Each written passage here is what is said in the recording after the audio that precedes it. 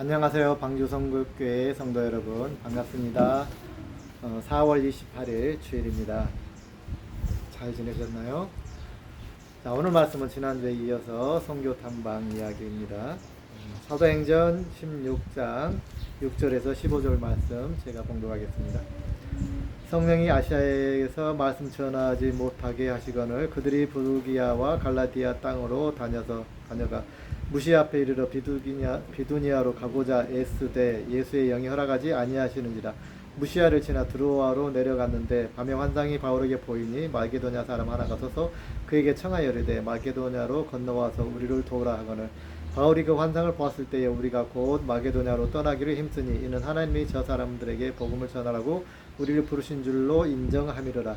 우리가 드로아에서 배로 떠나 사모드리게로 직행하여 이튿날 네아폴리로 가고 거기서 빌립보에 이르니 이는 마게도냐 지방의 첫 성이었도 로마의 식민지라. 이 성에서 수일을 유하다가 안식일에 우리가 기도할 곳이 있을까 하여 문밖 강가에 나가 거기 앉아서 모인 여자들에게 말하는데 두아디라 시내에 있는 자색옷감 장사로서 하나님을 섬기는 루디아 하는 한 여자가 말을 듣고 있을 때 주께서 그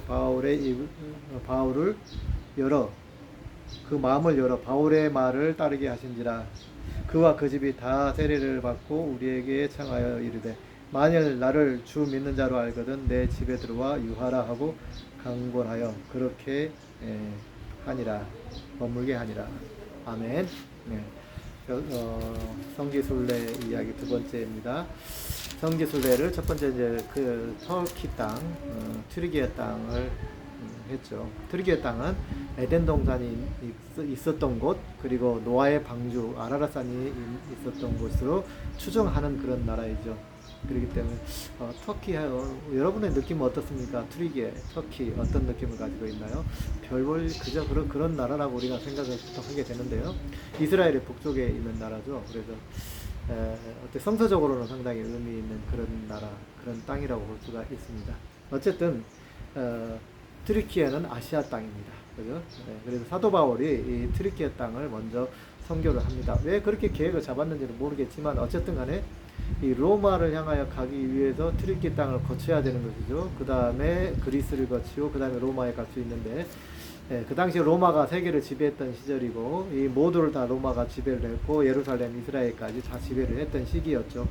그래서 이미 로마로 하나가 되었던 그 문화적으로 헬레니즘 문화가 이제 전 세계를 그 지역을 다 덮어서 지배를 하던 그 시절이었습니다. 이 시절에 당연히 어찌 생각해보면 사도 바울이 북쪽으로 해서 로마를 향해 간다라고 생각한다면 그 경로를 따랐을 것 같아요. 하지만 이야기를 보면 오늘 16장 전반부를 보면 사도 바울은 사실상 로마로 가기를 원하지를 않았었던 것이죠. 초기 그의 전 선교 여행은 아시아 쪽을 계속해서 튀르기아 땅을 계속해서 전국을 돌면서 전도를 하기를 원했습니다. 1차 여행 때 바다로를 향해서 갔죠. 드로아라는 항구에서 떠나서 1차 여행 때 어디서 떠났죠? 잊어먹었네요. 아무튼 바닷길을 통해서 트리게로 들어가서 남쪽 해안을 통해서 쭉 올라가서 중앙 튀르기의 중부 쪽을 통해서 오른쪽으로 이동을 합니다. 그래서 전도를 하다가 다시 그 경로를 타고 되돌아가죠. 2차 여행 때는 그 경로를 타가지 아니하고 육로를 통해서 올라갑니다. 그때 안디옥, 튀르기의 최남단 수리아 안디옥이라 하는 곳이죠. 수리아 안디옥 하면 시리아 쪽인데 그 지금 행정구역상 거기는 터키 땅 제일 남부 꼬랑지에 다 해당하는 지역입니다. 그 안디옥을 지나서 그 터키 땅으로 넘어갑니다. 넘어가서 중부 쪽으로 해서 옛날에 전도했던 그 지역을 다시 돕니다. 그 지역을 다시 돌다가 그 다음에 이제 드디어 오늘의 성경에 나오는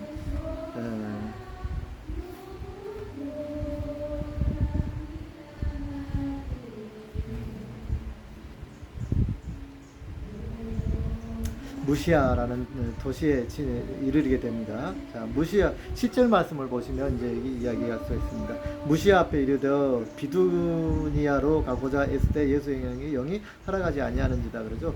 무시아는 터키 땅의 서쪽에 있습니다.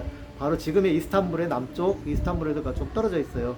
거기가 이스탄불과 이 무시아 또 드루아라는 항구는 그 중간에 조그만 바다가 강 같은 바다는 아니고 바다인데 그가 만처럼 길쭉하게 되어 있어요. 여러분 지도를 한번 찾아보시기 바랍니다. 그 밑에 쪽이에요. 그래서 이 드로아 지역에서 저 유럽으로 넘어가는 큰 다리가 있어요.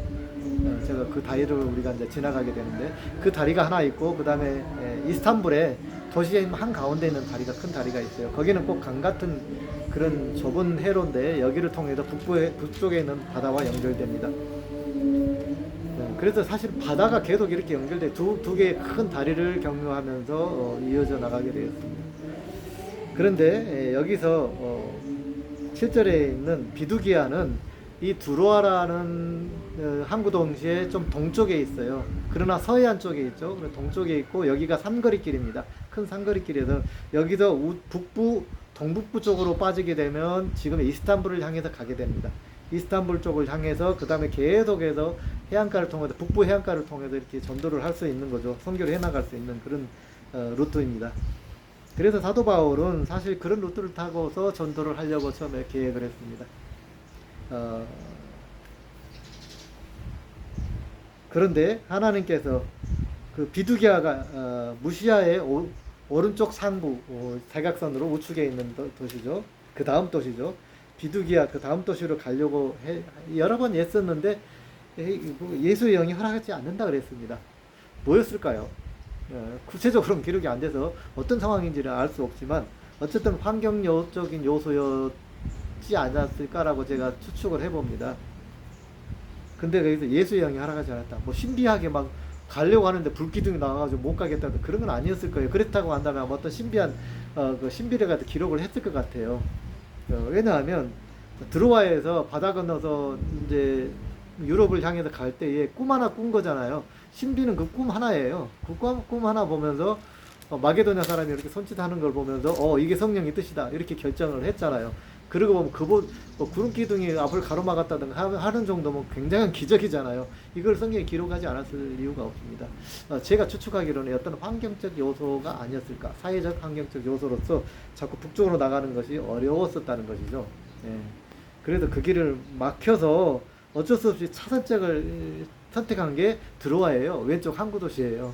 갈 길이 없어요. 항구 도시로 가면 갈 데가 없어요. 배 타고 나가는 길 외에는 갈 데가 없는 거예요. 무시아는 길이 세 개가 있어요. 남쪽에서 올라오는 길, 지금 전도하면서 남쪽에서 올라왔거든요.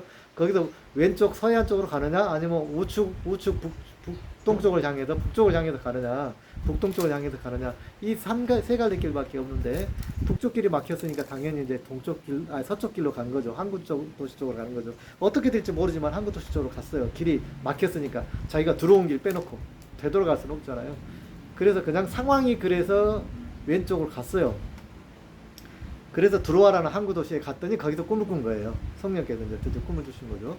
그래서 마게도냐 사람이 이렇게 손짓하면서 한 걸 보면서 그래 이 항구 도시로 왔는데 내가 항구 도시로 가면 어디 갈 길이 없는데 배 타는 길 외에는 하고 고민하면서 갔는데 역시나 거기 가니까 성령께서 이렇게 꿈을 통해서 인도하시는구나. 그래서 이제 성령의 뜻이라고 여겼다 이렇게 나오죠. 10절 말씀에 성령께서 저 사람들에게 복음을 전할 우리를 부르신 줄로 뭐라고요? 인정함이라. 이게 스스로 인정했다, 판단하고 결단했다는 거예요. 꿈을 가지고. 이게 제가 여기 이 말을 왜 좀 자세하게 하냐면 우리가 하나님의 뜻을 알아가는 데 있어서 상당히 어렵잖아요. 우리가 뭐 무슨 은사자들도 아니고 기도받으면 뿅 하고 무슨 뭐 예언이 나타나는 거, 환상이 나타나고 그런 것도 아니잖아요. 우리들한테는 보통 꿈이나 환경이에요. 기껏해야 꿈 정도 또는 환경 정도. 이제 정말 기도 열심히 하는 은사자들이나 좀 예언의 은사를 좀 받아서 뭐 이렇게 하시겠지만 보통의 우리 성도들은 하나님의 뜻을 아는 길을 잘 없어요. 성경을 읽어도 몰라요. 성경을 읽는다고 해서 하나님의 뜻을 바로 아는 게 아니에요. 그냥 뭐랄까 도덕적 기독교 문화적인 거는 알 수 있죠. 당연히 뭐 살인하지 말라 뭐 율법에 관한 거 뭐 주일 성소해라 이런 율법적인 건 알 수 있지만 구체적으로 내가 처해 있는 지금 상황에서 내가 할 것인가 말 것인가 또는 내가 어떤 남자를 만날 것인가 두 남자 세 남자가 있는데 두 여자 세 여자가 있는데 어떤 사람이 나한테 어울릴까 이거를 구체적으로 알기는 쉽지 않다는 거예요. 내가 직장을 어디를 가야 될 것인가 대학을 어디를 가야 될 것인가 두 개가 세 개가 합격했는데 대학을 어디 가지 행복한 고민 같지만 뭐 이런 거죠. 네, 그런 걸 구체적으로는 알 수 없어요. 그러면 뭐예요? 세미한 하나님의 음성을 통해서 우리가 그걸 확정을 하고 나가야 되는데 세미한 음성을 듣는 방법이라는 거예요.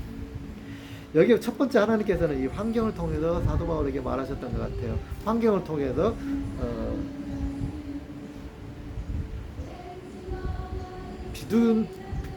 비두나이로 가는 걸 막으셨다는 거예요. 어떤 환경인지 우리 전혀 몰라요. 기록이 안 됐으니까 모르지만 그쪽으로 가는 거를 하나님은 막으셨다. 환경을 통해서 막 가려고 했는데 여러 가지 조건과 환경이 안 맞은 거예요. 그래도 어디는가를 가야기는 가야 되고 그래도 어쩔 수 없이 간 거죠. 환경을 통해서 이때 환경을 남자들 특히 남자들의 경우에 저도 그런 경향이 많습니다만은 남자가 돼가지고 그런 환경을 이겨내야지 극복해야지 그런 게 많아요. 우리 한국 남자들은 또 특히나 그래서 극복해야지 하면서 막 뭐랄까 그 위험 요소를 뚫고 지나가는 거를 저는 또 그런 모험을 하는 거를 희열을 많이 느끼는 그런 성격이 있어요. 그래서 고난이 닥치면 저는 잘 안 피해요. 희한하게 그런 고난은 잘 안 피하고 자꾸 뚫고 지나가려고 그래요. 고집스럽게. 그리고 지나놓고 보면은 아무것도 없어요. 그것 때문에 뭐 가족이 좀 고생할 수는 있습니다. 어쨌든 간에 두 가지 성향이 있는데 하나는 뚫고 지나가야 된다라는 남자의 자존심 뭐 이런 게 있고 또 하나는 그 흐름을 잘 읽어야 된다. 사회 환경의 흐름을 잘 읽어서 피할 거는 피해야지. 우리가 이런쪽 그렇게 생각하잖아요. 그래서 환경이 막히면 피합니다. 과연 언제 그 뚫고 지나가야 될지 언제 환경을 피해가야 될지 환경을 피해가는 것도 하나의 지혜라 그러잖아요. 여러분 어떻습니까? 이 상황에서 어떻게 하나님의 뜻을 우리는 알 수 있을까요? 하나님이 나보고 지금 이 어려움을 뚫고 극복하면서 나가라는 것인지 아니면 피해가라는 것인지 어떻게 알 수 있을까요? 사도 바울도 정확하게 지금 모르고 있는 거예요. 그래서 환경을 피하는 걸로 지금 결정을 내리고 드로아 항구를 향해서 지금 진출로가 없는 드로아 항구 딱 막힌 항구로 막혀져 있는 그 길을 향해서 무작정 간 거예요. 여러분 인생 앞에서 이런 경험을 많이 하시잖아요. 보이지 않을 것 같아요. 이제 드로아에 가면 그 다음에 어디로 가야 되지? 다시 돌아와야 되나? 내 원래 계획은 아시아인데 터키 땅을 계속해서 전도하는 것이 사도 바울의 지금 계획인데 딱 꽉 막혀있는 드로아 가서 어떡하라는 거야 지금. 막막했을 거예요. 굉장히 막막한 길을 사도 바울은 갔을 거예요. 나름대로 원칙을 세워서 갔겠죠. 돌아온 길 다시 지금 나중에 다시 올망정 지금 돌아가지 않는다는 어떤 그런 원칙일 수도 있고 이미 지나와서 복음을 지나와서 지금 다른 길을 개척해야 될 상황인데 굳이 어떤 길 다시 돌아갈 일은 없잖아요. 일반적으로. 그럼 오른쪽 길로 가려는데 오른쪽 길은 막혔어요. 왼쪽 길을 밖에 없어요. 그래서 답답한 심정으로 왼쪽 길 두라를 향해서 갔을 겁니다. 그런데 갔는데 하나님은 어떻게 인도하실까? 기도하는 사람이니까 어떻게 인도하실까? 드로아에 가면 하나님께서 뭔가 응답을 주시지 않을까 하면서 그쪽으로 갔을 것 같아요.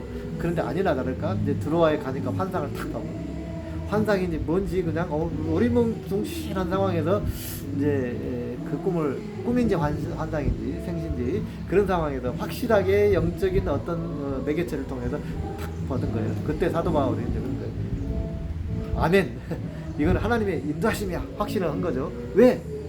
우측길을 향해서 가려고 하는 걸 하나님 막으셨어. 환경을 통해 막으셔서. 그래서 정말 답답한 심정으로 여기 왔는데 하나님이 확실하게 이제 보여주셨어. 그래, 마게도냐로 가는 거야. 이게 하나님의 뜻이야. 그렇게 인정하미르라. 인정하게 됐다는 것이죠. 이게 사도 바울이 하나님의 뜻을 성령님의 음성을 듣는 방법이었어요. 여기에는 뭐가 필요하죠? 세미한 음성과 상황 속에서 하나님의 음성을 찾고 따라가는 환경을 피할 줄도 하고 극복할 줄도 아는 그런 상황, 이 극복해야 될지 피해야 될지를 그때 닥치는 상황 안에서 잘 풀어가야 된다는 것이죠. 근데 이게 민감한 마음을 가져야 되겠다거든. 민첩한 마음. 그래서 민첩한 마음이 굉장히 중요한 것 같아요. 하나님께서 성경에 보면 다윗을 민첩한 마음의 소유자라 그랬어요. 마음이 굉장히 민첩하다 그랬어요. 마음이 민첩하다. 여러분 어떻게 이해를 하시나요? 마음이 민첩하다. 제가 이제 영성 쪽에는 계속 이렇게 경험하다 보니까 마음이 민첩하다는 소리가 정말 내 고집을 내려놓고 그런 부단한 훈련이 필요하더라고요. 내 고집을 내려놓고 그러나 비굴하지 않고 또 극복해야 될 때는 하나님 뜻이라면 극복할 때 죽음도 두려워하지 않고 극복할 수 있고 하는 이런 것들을 그런 성향성이에요. 이게 민첩한 거예요. 그러나 또 피해야 할 때 하나님이 사인 줄 때 피해야 한다는 그 상황을 빨리 캐치할 수 있는 거. 이건 경험을 믿음의 경험을 통해서 생기는 거더라고요. 믿음이 없이는 이런 것들이 안 돼요. 기도 없이는 믿음이나 기도가 없이는 이런 민첩함이 생성되지 않습니다. 그리고 이 민첩함을 내 고집, 내가 살아온 것, 내 계획을 딱딱 세워놓고 그 계획대로만 살아가려고 막 고집하는 그런 사람들한테는 민첩함이 생기기가 어려워요. 저 같은 경우 제 간증을 하면 여러분 잘 아시잖아요. 저는 뭐예요? 항공학을 전공하려고 했던 사람이에요. 그거 외에는 내 인생이 없다라고 생각했던 거예요. 완전 완벽하게 내가 좋아하고 잘할 수 있는 거 난 선택했다고 여겼고, 그래서 저는 항공 정비사를 선택했고, 그래서 가고 나와서는 내가 항공학으로 진출하겠다, 대학을 다시 가겠다 했는데 군대에서 하나님 나를 뒤집어 엎어놓으셨잖아요. 그래서 하나님께서 뭘 제일 먼저 저를 건드셨냐면 제가 제일 좋아하고 제일로 가고자 했던 그 항공학의 길을 딱 막으셨어요. 지금까지 그건 어리무중 없어요. 와서 뭐 상황을 보니까 이제 60이 넘었어요. 제가 언제 무슨 항공 선교를 해요. 이제 물론 이제 모르죠. 60이 돼도 70이 돼도 하나님 여럿이 할 수는 있겠지만 필리핀 와서 보니까 항공 선교 필요 없네. 너무나 인프라가 잘 구축돼 있어요. 통로가 교통론이 뭐 필리핀에 뭐 배도 다 연결돼 있고 다 지역마다 다 병원 있고 그 지역에 가면 다 병원 있잖아요. 필리핀 정도의 문화적 수준이면 항공 선교가 필요가 없어요. 저 아마존 정도나 되면은 모를까. 그래서 항공 선교가 굳이 필요는 없구나라는 걸 제가 깨닫게 됩니다. 없어요, 이제. 참 하나님이 왜 저에게 그런 기술의 달란트를 주셨으면서 그걸 못 쓰게 하십니까? 라고 저는 가끔 의문을 제기합니다. 하나님 앞에. 하나님 주셨잖아요, 달란트를. 근데 왜 못 쓰게 하십니다. 라고 생각해 봤더니 지금 그걸 엄청 잘 사용하고 있어요. 건축에 사용하고 있는 거예요. 건축하면서 제가 거기에서 뭐 직접 설계는 아니지만 어쨌든 모든 것을 다 구상하면서 제가 건축을 하잖아요. 하나님께서 지금 100% 저를 활용하고 계시더라는 걸 지금 깨닫게 됩니다. 그러나 어쨌든 제가 가고자 했던 항공 선교에게는 하나님께서 완벽하게 지금까지 막아놓으셨어요. 뭐죠? 그걸 통해서 하나님께서는 내 희생, 내 포기를 저를 훈련시키셨더라는 겁니다. 내 계획과 내가 가지고 있는, 나는 이걸 통해서 하나님께 영광을 돌리리라고 생각했고, 군대에 있을 때 내가 모형비행기 만들면서 거기다 복음 전도라고 이렇게 스티커를 붙이면서 저는 이거를 통해서 내가 어떻게 복음을 전할 수 있을까, 군대 생활을 하면서 내내 그걸 고민을 했었어요. 나와서도 제가 어떻게 하면 복음 선교, 어떻게 항공 선교를 할 수 있을까, 내가 그런 생각도 했어요. 이미 이제 선교사가 되겠다고 결심하고 나서 항공 선교의 길에 대해서 고민하면서 길을 통해서 그걸 찾아보기도 했고, 결국에는 군대 선교 나오기 직전에 항공 선교학을 하겠다라고 항공 선교 학과까지 지원을 했던 거 아시잖아요. 항공 선교가 학교 와서 한 학기 공부를 했어요. 그럼에도 불구하고 그때는 하나님께서 그 길이라고 인정하시는 것처럼 막 학비까지 300만 원짜리 무기명 수표까지 그냥 주시면서까지 학비를 해결해 주셔서 저는 항공 선교가 역시 하나님은 내 달란트를 사용하시나 보다. 항공 선교 저는 사명인 줄 알았어요. 근데 그 한 학기 끝나고 나서 하나님께서 막 걷어차가지고 필리핀 왔잖아요. 네, 뭐예요? 항공 선교. 다 주신 것 같은 항공 선교였지만 그것까지 다 포기하라는 겁니다. 나의 포기 내려놓음이 없으면 안 되는 거예요. 이 민감한 영성이 생겨날 수가 없고, 민감한 영성이 생겨나지 않으면 하나님 음성을 들을 수가 없습니다. 예언자를 통해서 아무리 정확하게 예언을 해줘도 그걸 받아들이지 못하고 순종 못해요. 나의 민감한 영성이 없어요. 민감한 마음이 없으면 그걸 할 수 없고 하나님의 음성을 들을 수도 없습니다. 예언자가 말한다 해도 그것이 성령님이 주신 말씀이라고 믿지를 못해요. 에이 저 예언자가 뭐 그냥 어떻게 그냥 저거 가짜일 거야, 아닐 거야, 자꾸 의심하게 되고 믿지를 않는 거죠. 자기 계획이 너무 자기 우상처럼 자기 앞에 있다. 다시 한번 고려해 보시고요. 그걸 놓고 아마 기도를 많이 하시기 바랍니다. 사도 바울이 자기 거를 내려놨습니다. 그럴 때 이제 유럽 선교를 하게 되었죠. 유럽 선교를 하면서 이제 두아디라 성에 가서 저주장사 루디아를 만나게 되죠.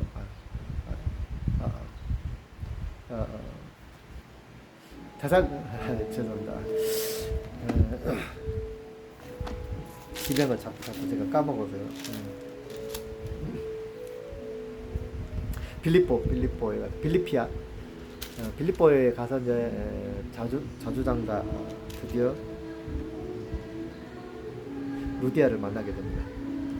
자, 이제 하나님께서 성령님을 통해서 성령님께서 사도 바울에게 자, 유럽을 향해서 가라 해서 갔어요. 그러면 뭔가 복음이 잘 전도되고 막 그래야 맞잖아요. 우리는 보통 그걸 기대합니다. 제가 필리핀에 왔더니 필리핀은 그냥 막 전도가 막 잘 되는 줄 알았어요. 완전 꿈 깨라 이거였어요. 7년 동안 무명의 선교사로 이제 살아가잖아요.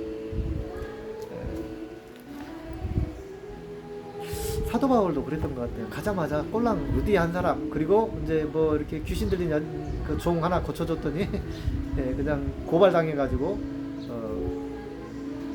감옥에 갇혔는데 거기서 지진이 흔들려서 나오려고 하다가 나와야 되는데 안 나왔잖아요. 찬양을 부르고 바울과 실라의 그 일행이 거기서 막 찬양을 불렀어요. 이번에 가면서 그 지역은 이제 거기가 바울의 감옥이었다라고 하는데 엄청 좁아요. 딱 홀랑 하나 있더라고요. 이게 어떻게 보면 이제 재판장 위에 재판장 밑에 단 옆에 있는 그런 그 감옥이었어요. 지금 생각해 보면 그것이 아마 그 구치소, 우리나라로 말하면 구치소 정도, 경찰서에 있는 진짜 감옥에 가기 전에 그 구치소 같은 역할을 하는 곳이었다고 생각을 합니다. 왜냐면 재판을 받고 그 전에 임시 송치하는 곳이었어요. 네, 그런 집인데 조그마한 그 하나. 거기가 이제 중심지 시가에 데살로니키, 지금의 지명은 데살로니키예요. 그 지역의 가장 유적지의 가장 한 중앙의 그 상가 지역, 모든 무역이 실크도로를 타가 그거 지나가잖아요. 지나가면서 유럽의 물건과 아시아의 물건이 교환되는 곳 데살로니키예요. 굉장히 발전된 도시죠. 그곳에 루디아가 거기서 자주장사를 하고 있다는 겁니다. 자주장사는 뭐예요? 왕족을 상대하는 장사잖아요. 왕족만 입을 수 있는 자주 색깔의 옷감을 파는 사람. 옷감을 갖다가 이렇게 물들여서 팔고 그 색소를 갖다 취급하니까 굉장히 고급 상점이었던 것이죠. 이게 당연히 부자였겠죠.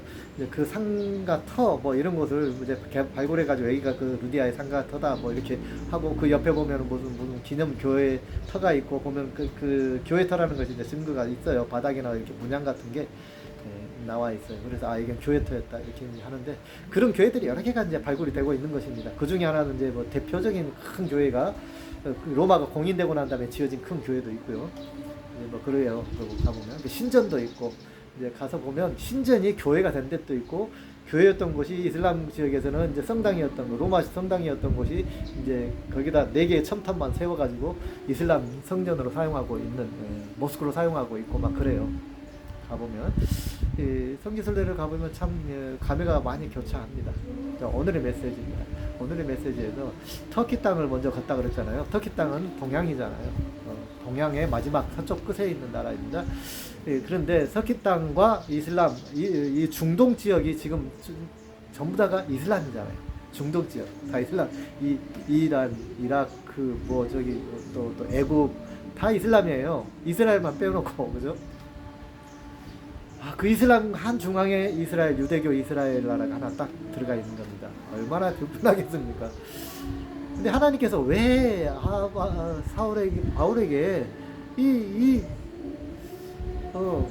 아시아를 전도하라고 하지 않고 유럽으로 넘어가라고 했을까라는 게 참 궁금해요. 지금도 잘 모르겠어요. 어쨌든 결과론으로 보면 7교회 기념교회 계시록에 나와 있는 예루살렘 초대교회 7교회가 있는 나라가 어디가 있어요? 다 터키에 있잖아요. 다 트리기에 서해안 쪽을 향해서 서해안과 남해안을 거쳐도 다 있는 거예요. 거기에 7교회가 다 있어요. 참 신기하죠?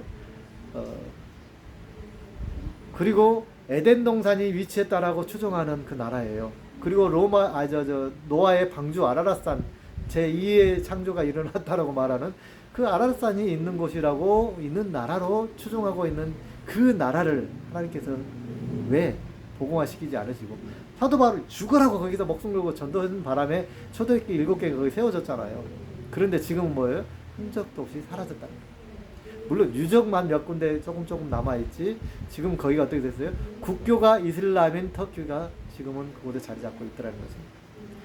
그리고 이제 드디어 이제 드로아라는 항구, 터키의 제일 남쪽 꼬리에 있는 이렇게 혹처럼 나와 있는 곳에 있는 드로아라고 하는 그 항구에서 이제 배를 타고 터키로 넘어가 아니 그저 유럽으로 죄송합니다. 제가 드로아는 그쪽이 아니고요. 네. 자, 유럽으로 넘어갑니다. 거기에서 유럽으로 넘어가요. 꼬리가 아닙니다. 죄송합니다. 거기는 안디옥이죠. 수리아 안디옥. 제가 잠깐 혼동했습니다. 두 번째 다리가 있는 유럽으로 건너가는 두 번째 아랫번째 다리가 있는 그 밑에 쪽에 드로아라는 항구 도시가 있는데요. 거기서 배를 타고 이제 유럽으로 넘어갑니다. 마게도냐로 넘어가서 네아폴리라는 항구로 도착하죠. 네아폴리라는 것은 이제 새로운 도시라는 그 뜻이래요. 거기서 또 한 군데를 거쳐서 그 다음에 드디어 이제 루디아를 만날 수 있는 그런 도시로, 큰 대형 도시로, 빌립보라는 도시로 이제 들어가게 됩니다. 빌립보라는 도시에서 전도하고 난 그 결과가 뭡니까? 딱 두 가정 전도하는 거예요. 그죠? 루디아 가정과 그 다음에 간수 가정. 도망가지 않아가지고 간수가 감동해가지고 거기서 이제 예수님 믿게 되잖아요. 이 두 가정 꼴랑 전도하고 나 그 다음에 쫓겨나요. 쫓겨나서 그 다음에 도망간 곳이 이름이 뭡니까? 더 종교성이 강한 한 곳이에요. 제가 그 이름을 잊어버렸네요. 거기서 얼마 떨어지지 않는 곳인데 이제 이탈리아를 타고 이제 쭉 내려옵니다. 거기까지 내려왔다 거기서 이제 또 쫓겨나요. 막 야밤도주 하면서 쫓겨나서 그다음에 항구로 오잖아요. 항구로 가서 배 타고 남쪽으로 내려옵니다. 그다음에 배 타고 남쪽으로 내려오다가 또 중간에 전도하러 들어가요. 또 전도하고 또 배 타고 남쪽으로 내려와요. 이러면서 어디까지 오느냐? 아덴까지 오게 됩니다. 많이 들어보셨죠? 아덴이 어디입니까? 지금의 그리스의 수도 아테네입니다. 아테네에 오니까 거기는 뭡니까? 완전 종교성이 최고조에 이릅니다. 그래서 그곳에 가서 막 전도를 하죠. 거기 아테네 성전 아주 유명한 최고의 이제 로마 유적지가 있죠. 아테네 시내에 중앙에 우뚝 솟은 완전 큰 그 산이에요. 높은 산이에요. 그 산 꼭대기에 아테네 라고 하는 신전을 만들어 놨는데 뭐 어떤 황제의 신전, 어떤 신의 신전 막 이렇게 여러 개가 있어요. 그리고 그 옆에 보면은 이제 올라가다 중간에 언덕에 바위 언덕이 있는데 그곳에서 사도 바울이 많은 사람들을 놓고 아테네 사람들을 놓고 아덴 사람이여 하면서 설교하는 그 설교했다고 하는 그 바위 산이 있습니다.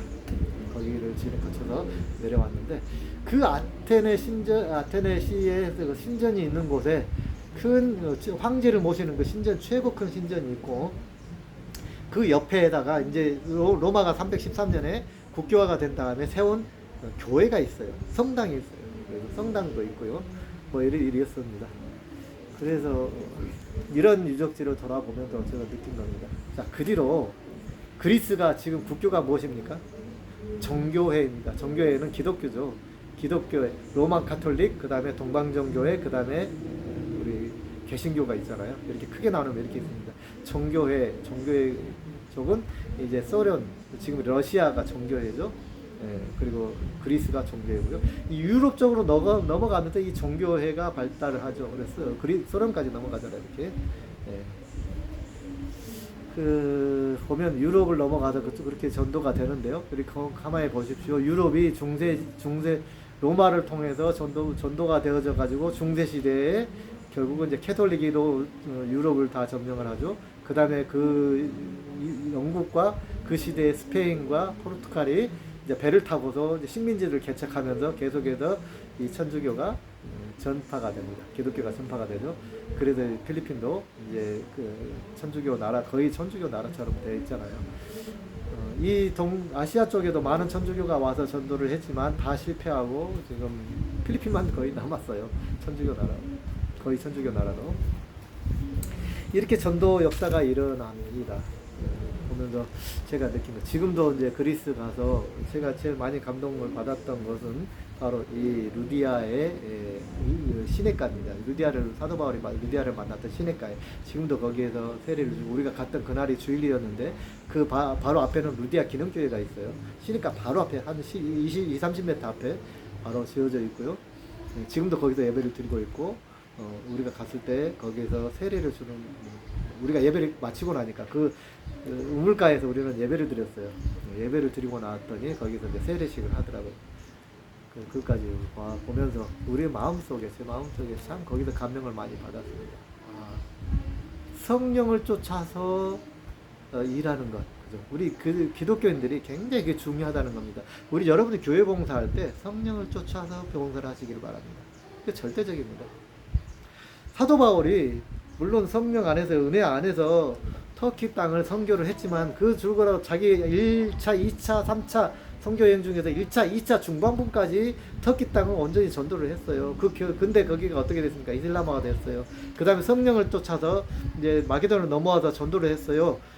나머지 이제 전도 여행의 반을 갖다 마게도냐에서 이제 그리스 전도를 했어요. 그 결과 지금 성령 쫓아서 선교한 그 지역의 성과가 어떻습니까? 결과가 초기에는 쫓겨다니면서 전도를 했죠. 매 맞으면서 전도했어요. 감옥에 갇히면서 전도했어요. 홀랑 2-3명 전도했어요. 그러고 다녔어요. 그러나 그것이 전 세계로 종교로 뻗어나가는, 유럽을 통해서 뻗어나가는 그런 결과를 낳게 됐다는 것입니다. 이것이 성령의 계획이었다는 거예요. 성령에게서 바울에게 주는 사명이었다는 것입니다. 사도 바울은 힘들고 고통스러운 사명을 감당했지만 그 결과는 하나님의 귀한 큰 선교로 이어지게 되었다. 그 결과를 낳게 되었다는 것입니다. 성도 여러분, 교회에서 여러분 고집대로, 여러분 계획대로 주장하면서 봉사하지 마시기 바랍니다. 하나님께서 그걸 원치 않으셔요. 성령의 이끄심 통해서 기도하면서 성령의 이끄심을 따라서 여러분 선교하고 봉사하고 헌신하시는 하나님의 참된 그리스도인들이 다 되시기를, 예수 그리스도의 제자리 되시기를 간절히 축원드립니다. 아멘.